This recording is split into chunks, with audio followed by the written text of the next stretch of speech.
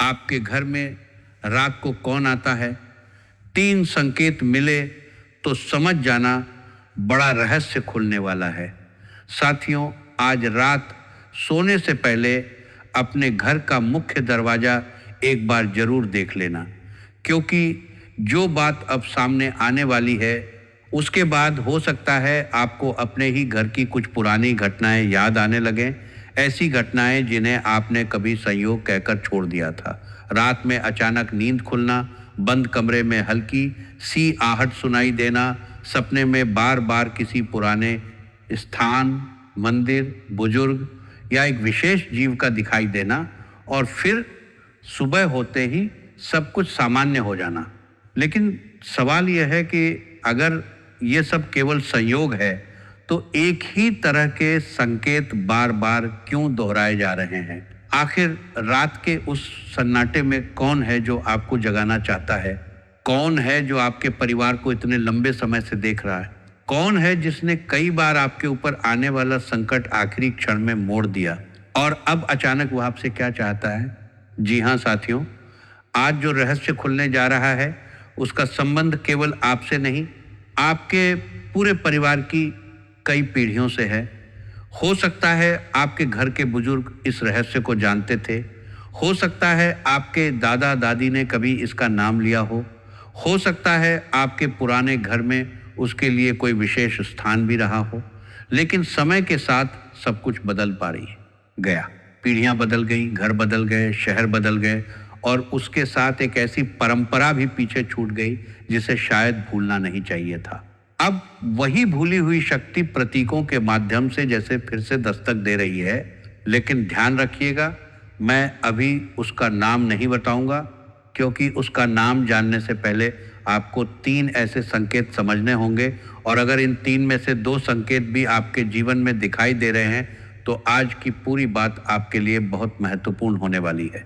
साथियों, आगे बढ़ने से पहले बागेश्वर बाबा को सच्चे मन से याद करते हुए वीडियो को एक प्यारा सा लाइक जरूर कर दीजिए। कमेंट में पूरी श्रद्धा और विश्वास के साथ जय बागेश्वर धाम जरूर लिखिए। मन ही मन बागेश्वर बाबा से अपने घर परिवार की सुख, शांति और रक्षा की प्रार्थना कीजिए। बाबा आपकी हर चिंता दूर करें, बंद रास्ते खोलें और जीवन में शुभ परिवर्तन लेकर आएं। पहला संकेत रात से जुड़ा है। क्या आपकी आंख पिछले कुछ समय से अचानक आधी रात के बाद खुलने लगी है? खासकर उस समय जब घर में बिल्कुल शांति होती है। आप आंख खोलते हैं, घड़ी देखते हैं, कुछ सेकंड तक समझ नहीं आता कि नींद टूटी क्यों। न कोई आवाज, न कोई फोन, न कोई व्यक्ति, फिर भी मन कहता है जैसे किसी ने आपको जगाया हो। आप करवट बदलते हैं, फिर सो जाते हैं, लेकिन 2-3 दिन बाद वही घटना दोबारा होती है। कभी किसी सपने के बाद, कभी बिना सपने के। और सबसे विचित्र बात यह है कि उस समय अचानक आपको किसी ऐसे व्यक्ति की याद आ जाती है जो अब आपके साथ नहीं है। कोई पुराना घर याद आता है, कोई मंदिर याद आता है, कोई ऐसी जगह याद आती है जहां आप वर्षों से नहीं गए। यहीं से पहला रहस्य शुरू होता है, क्योंकि आध्यात्मिक परंपराओं में रात के अंतिम पहर को केवल नींद का समय नहीं माना गया। इसे मन के भीतर दबे संकेतों, स्मृतियों और आध्यात्मिक चेतना के जागने का समय भी कहा गया है। लेकिन असली चौंकाने वाली बात अभी बाकी है। दूसरा संकेत आपके घर की चौखट और उसके आसपास दिखाई देता है।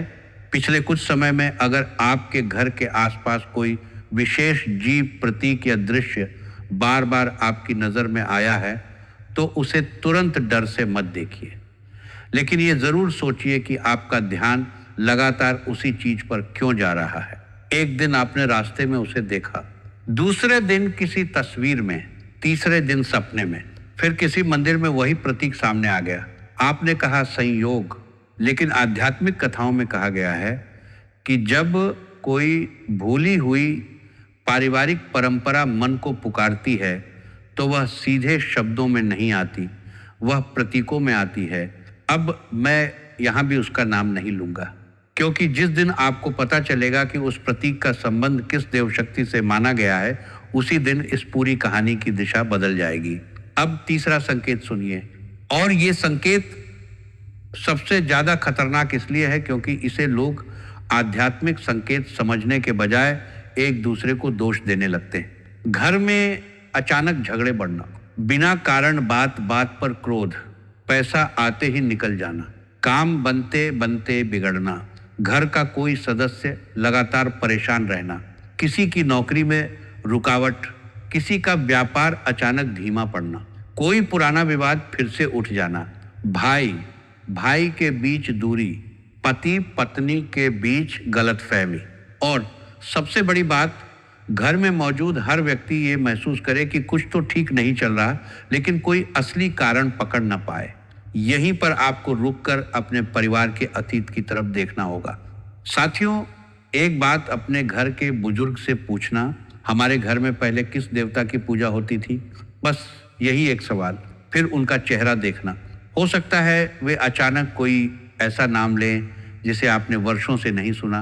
हो सकता है वे कहें कि तुम्हारे दादा हर साल एक विशेष मंदिर जाया करते थे। हो सकता है वे बताएं कि घर के पुराने आंगन में किसी एक स्थान पर दीपक जरूर जलता था।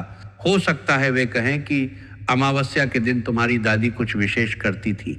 हो सकता है वे आपको ऐसी बात बता दें जिसे सुनकर आपके शरीर में सिहरन दौड़ जाए, क्योंकि वही बात आज आपके साथ हो रही घटनाओं से जुड़ सकती है। और अब सबसे बड़ा प्रश्न, अगर वास्तव में कोई दिव्य पारिवारिक शक्ति आपकी रक्षा का प्रतीक रही है, तो वह अब अचानक याद क्यों दिला रही है? क्या वह नाराज है? क्या घर में कोई बड़ी घटना होने वाली है? क्या कोई संकट टलने वाला है? या वो आपको पहले से चेतावनी दे रही है? साथियों, कहानी यही सबसे गहरी हो जाती है, क्योंकि पुराने समय में परिवार केवल मंदिर जाकर पूजा नहीं करते थे। वे घर के भीतर कुछ नियम भी मानते थे। बड़ों का अपमान नहीं, महिलाओं का अपमान नहीं, पूजा के स्थान को गंदा नहीं रखना, घर में हर समय कलह नहीं करना, पशु पक्षियों को बेवजह कष्ट नहीं देना, पूर्वजों को भूलना नहीं। लेकिन नई जिंदगी की दौड़ में इन चीजों का महत्व धीरे धीरे कम होता गया। और आध्यात्मिक मान्यताओं के अनुसार जब परिवार अपनी जड़ों से बहुत दूर चला जाता है, तब संकेत पहले बहुत हल्के आते हैं। एक सपना, एक अजीब संयोग, रात में अचानक आंख खुलना, किसी पुराने देव स्थान का ध्यान आना, किसी बुजुर्ग की कही बात याद आना। लेकिन जब इन्हें बार बार नजरअंदाज किया जाता है, तब परिवार के भीतर बेचैनी बढ़ने लगती है। अब मैं आपको यहाँ एक और बात बताना चाहता हूँ। क्या आपके जीवन में पिछले कुछ वर्षों में कोई ऐसी घटना हुई थी जहां आपको पूरा विश्वास था कि अब बहुत बड़ा नुकसान होगा, लेकिन आखिरी समय में परिस्थिति पलट गई, कोई दुर्घटना टल गई, किसी गलत इंसान की सच्चाई समय रहते सामने आ गई, कोई बड़ा आर्थिक नुकसान होते होते बच गया, कोई झूठा आरोप लगने से पहले सच सामने आ गया, किसी बीमारी या संकट में अचानक मदद मिल गई?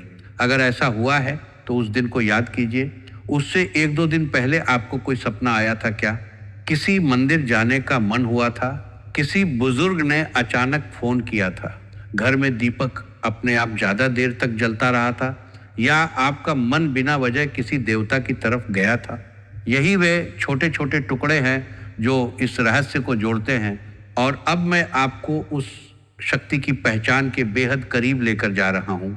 ध्यान दीजिए, इसका संबंध धरती से भी है, आपके कुल से भी है, आपके पूर्वजों से भी है, और भगवान शिव से जुड़े एक अत्यंत प्राचीन प्रतीक से भी इसका संबंध माना जाता है।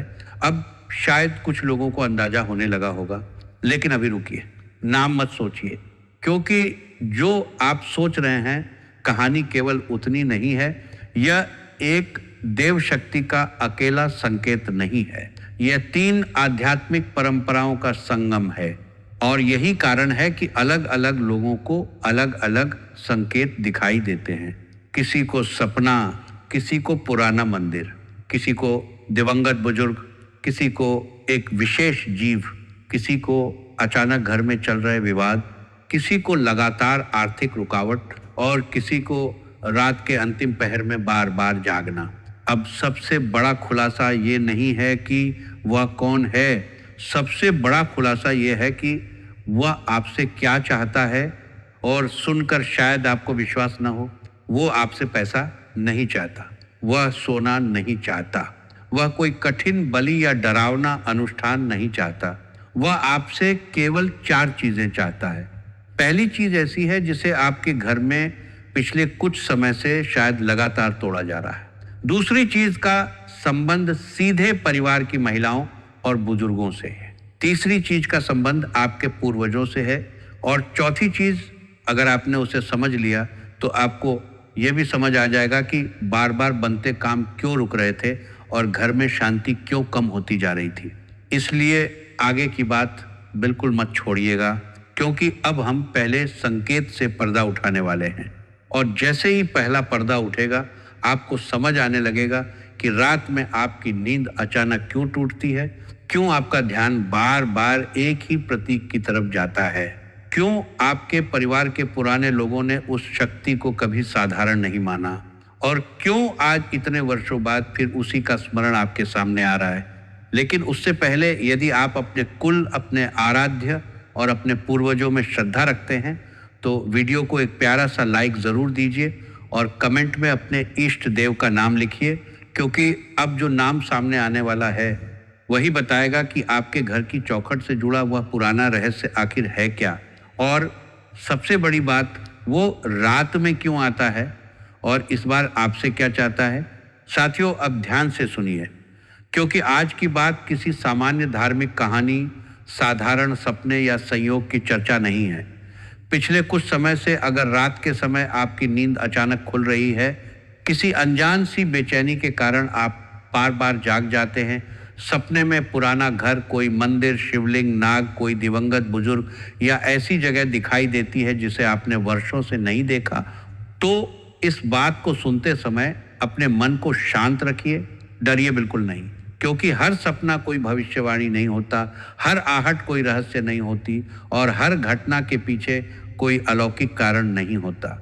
लेकिन कई बार हमारा मन, हमारी स्मृतियां और हमारे पारिवारिक संस्कार हमें ऐसी बात याद दिलाने लगते हैं जिसे हम लंबे समय से भूल चुके होते हैं। और आज का पहला रहस्य यहीं से शुरू होता है। आपके सामने बार बार आने वाला पहला प्रतीक है नाग।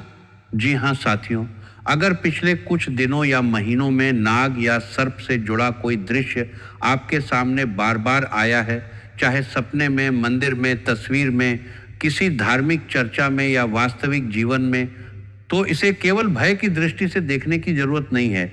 भारतीय धार्मिक परंपराओं में नाग को भगवान शिव से जोड़ा गया है।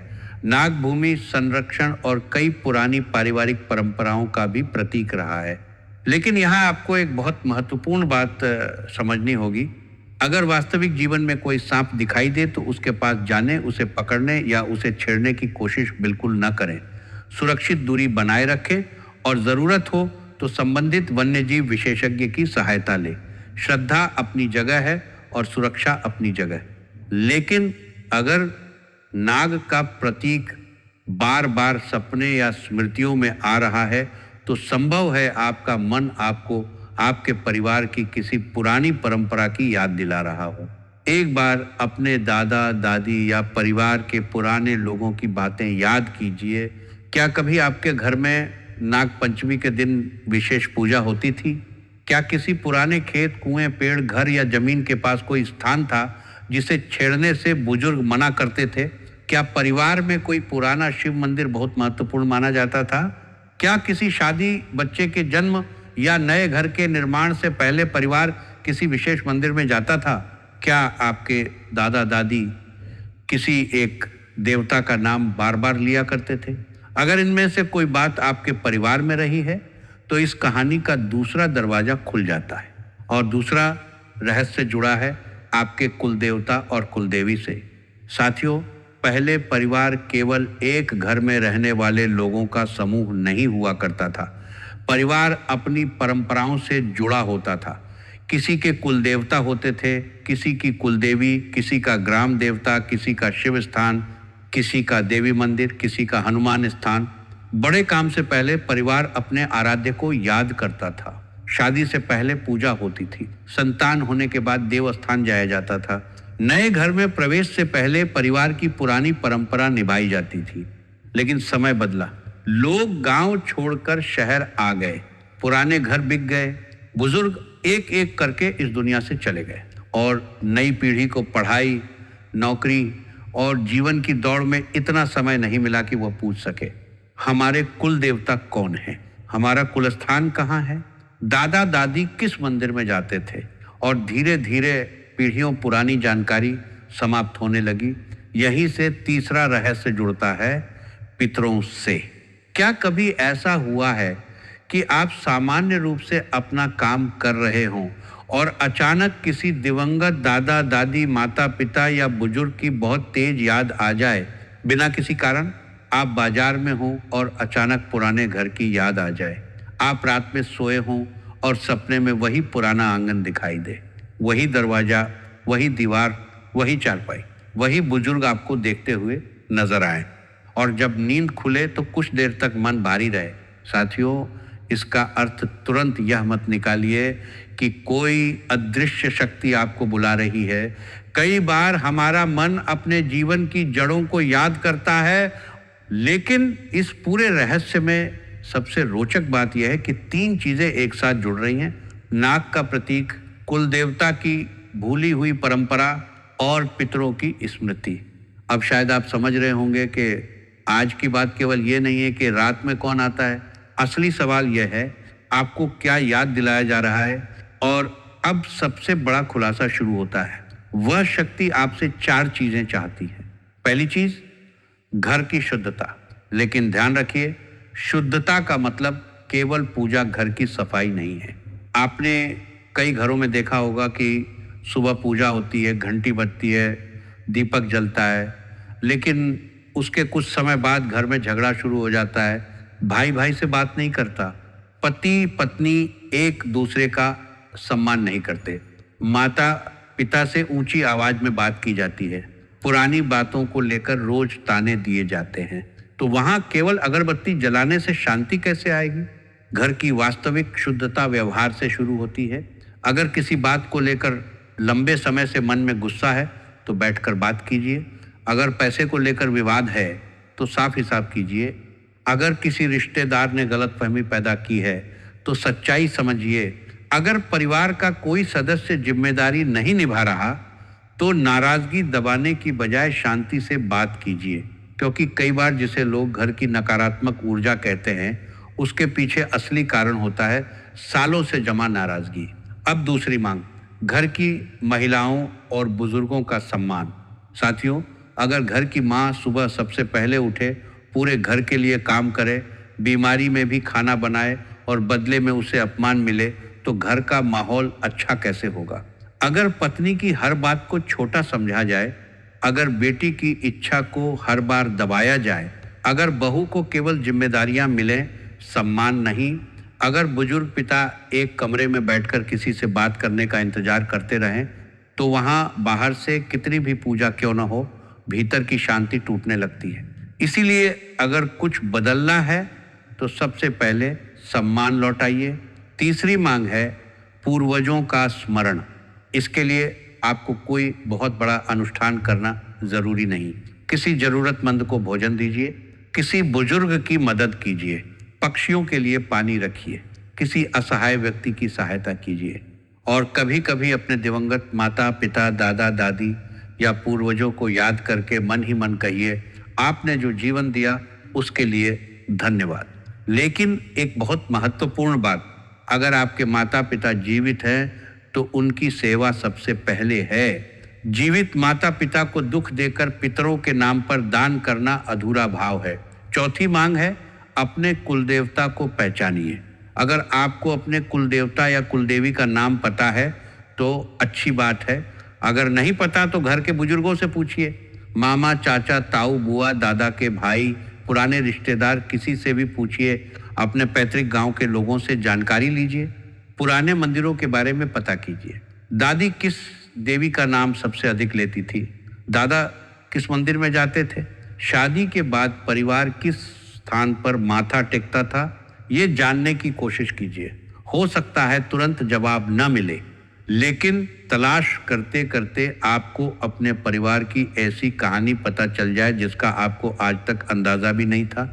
अब यहाँ कहानी और गहरी होती है, क्योंकि आने वाले समय में आपके सामने एक बड़ा निर्णय आ सकता है। ये धन से जुड़ा हो सकता है, रिश्ते से, परिवार से, जमीन या संपत्ति से, नौकरी से या किसी ऐसे व्यक्ति से जो लंबे समय बाद आपकी जिंदगी में वापस आ सकता है। और इस समय आपको 3 गलतियों से बचना है। पहली, जल्दबाजी। कोई भी बड़ा निर्णय केवल भावनाओं में आकर मत लीजिए। दूसरी, गलत व्यक्ति पर आंख बंद करके विश्वास। और तीसरी, सबसे खतरनाक, डर के कारण गलत निष्कर्ष पर पहुंच जाना।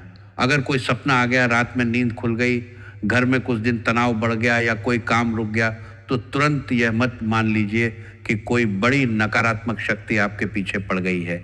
डर इंसान की सोचने की क्षमता कम कर देता है और डर के समय ही गलत लोग फायदा उठाते हैं। कोई व्यक्ति कहे कि आपके घर में बहुत बड़ा दोष है, तुरंत हजारों या लाखों का अनुष्ठान कराना होगा, तो पहले सोचिए। भगवान के नाम पर डराने वाले हर व्यक्ति पर विश्वास मत कीजिए। आपकी आस्था आपकी शक्ति होनी चाहिए, कमजोरी नहीं। अब धन की बात, अगर अचानक कोई व्यक्ति बड़ा आर्थिक अवसर लेकर आए और कहे आज ही पैसा लगाना होगा, यह मौका फिर नहीं आएगा। गारंटी है कुछ दिनों में पैसा दोगुना होगा, किसी को बताना मत। तो सबसे पहले रुक जाइए, कागज पढ़िए, शर्तें समझिए, जरूरत हो तो किसी जानकार से सलाह लीजिए। किसी के कहने पर तुरंत निवेश मत कीजिए, बिना पढ़े हस्ताक्षर मत कीजिए। याद रखिए, घर की रक्षा केवल पूजा से नहीं होती, समझदारी से भी होती है। अब रिश्तों का संकेत भी बहुत महत्वपूर्ण है। कोई पुराना व्यक्ति वापस आ सकता है, पुराना प्रेमी, पुराना मित्र, कोई रिश्तेदार या कोई ऐसा इंसान जिससे आपका रिश्ता टूट चुका था। वह कह सकता है मुझसे गलती हुई, मैं बदल चुका हूं, एक मौका और दे दो। अब आपको केवल उसकी बात नहीं सुननी है, उसके कर्म देखने हैं। क्या उसने अपनी गलती मानी? क्या उसने वास्तव में अपना व्यवहार बदला? क्या वह आपको सम्मान दे रहा है या वह केवल अपनी किसी जरूरत के कारण वापस आया है? याद रखिए, ये जीवन में वापस आने वाला हर व्यक्ति आशीर्वाद नहीं होता। कुछ लोग केवल इसलिए वापस आते हैं ताकि आपको पता चले कि अब आप पहले जैसे नहीं रहे। अब परिवार की बात, घर में कोई पुरानी बात अचानक सामने आ सकती है। संपत्ति का मामला, जमीन का मामला, पुराना बंटवारा, कोई छिपा हुआ कागज, किसी बुजुर्ग का फैसला या वर्षों पुराना विवाद। अगर ऐसा हो तो गुस्से में उसी दिन फैसला मत करना। पूरा सच सुनना, कागज देखना, रिकॉर्ड जांचना, क्योंकि आधा सच कई बार पूरे परिवार में आग लगा देता है। और अब वो आधी रात वाला रहस्य, अगर आपकी आंख रात 3 से 5 बजे के बीच खुल जाए तो घबराइए मत। कमरे में कोई छाया मत ढूंढिए, कोई डरावनी कल्पना मत कीजिए, शांत रहिए, अपने इष्ट का नाम लीजिए। जार हे नमः शिवाय 11 बार बोल सकते हैं, हनुमान जी का स्मरण कर सकते हैं। फिर अपने कुलदेवता, माता पिता और पूर्वजों को मन ही मन प्रणाम कीजिए। बस इतना। अगर कोई सपना लगातार कई बार दिखाई दे तो सुबह उसे लिख लें। कुछ दिनों बाद देखिए उसमें कौन सी चीज बार बार दिखाई दे रही है। पुराना घर, मंदिर, बुजुर्ग, नाग, पानी, कोई विशेष स्थान। लेकिन उसे देखकर डरना नहीं है, उसे केवल समझना है। अब अपने घर के मुख्य द्वार को भी देखिए, क्या वहां लंबे समय से कबाड़ जमा है? टूटे सामान, पुराने जूते, बेकार डिब्बे, क्या चौखट की सफाई नहीं हुई? उसे साफ कीजिए।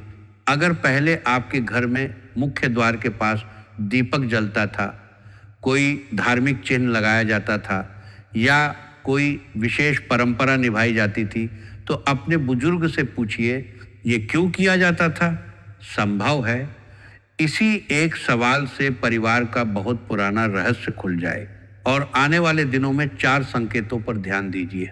अचानक किसी पुराने मंदिर जाने का मन करना, किसी बुजुर्ग का परिवार की पुरानी परंपरा के बारे में कुछ बताना, घर की सफाई में पुरानी धार्मिक वस्तु, फोटो या पुस्तक मिलना, या अचानक पैतृक गांव, पुराने घर या कुलस्थान की चर्चा शुरू होना।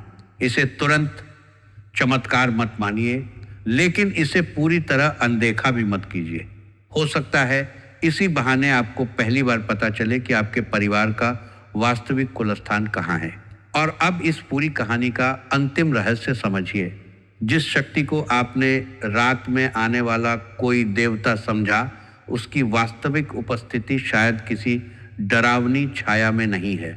वह आपकी दादी द्वारा जलाया गया दीपक है। वह पिता की दी हुई सीख है। वह दादा की कही चेतावनी है। वह माँ की प्रार्थना है। वह आपके कुलदेवता की परंपरा है। वह आपके पितरों की स्मृति है। वह भगवान शिव से जुड़ी नाग श्रद्धा है। और इन सब का संदेश एक ही है, अपनी जड़ों को मत भूलिए। अपने घर को केवल ईंट और दीवार का ढांचा मत बनने दीजिए, उसे परिवार बनाकर रखिए। अगर घर में झगड़ा है तो समाधान खोजिए। अगर धन रुक रहा है तो अपने खर्च और फैसलों को देखिए। अगर कोई धोखा दे रहा है तो आंख बंद करके भरोसा मत कीजिए। अगर कोई पुराना व्यक्ति लौटे तो उसके शब्दों से अधिक कर्म देखिए। अगर आपको अपने कुलदेवता का नाम नहीं पता तो उसे जानने की कोशिश कीजिए। अपने माता पिता का सम्मान कीजिए। घर की महिलाओं का सम्मान कीजिए। बुजुर्गों की बात सुनिए। पूर्वजों को याद कीजिए। और सबसे महत्वपूर्ण, डर में नहीं, विवेक में रहिए, क्योंकि सच्ची देव कृपा आपको भयभीत नहीं करती। वह आपको सही और गलत पहचानने की बुद्धि देती है। तो अब शायद आपको उत्तर मिल चुका है। वो रात में क्यों आता है, वो कौन है और इस बार आपसे क्या चाहता है। वो आपको डराने नहीं आता। वह आपको आपकी जड़ों की याद दिलाने आता है।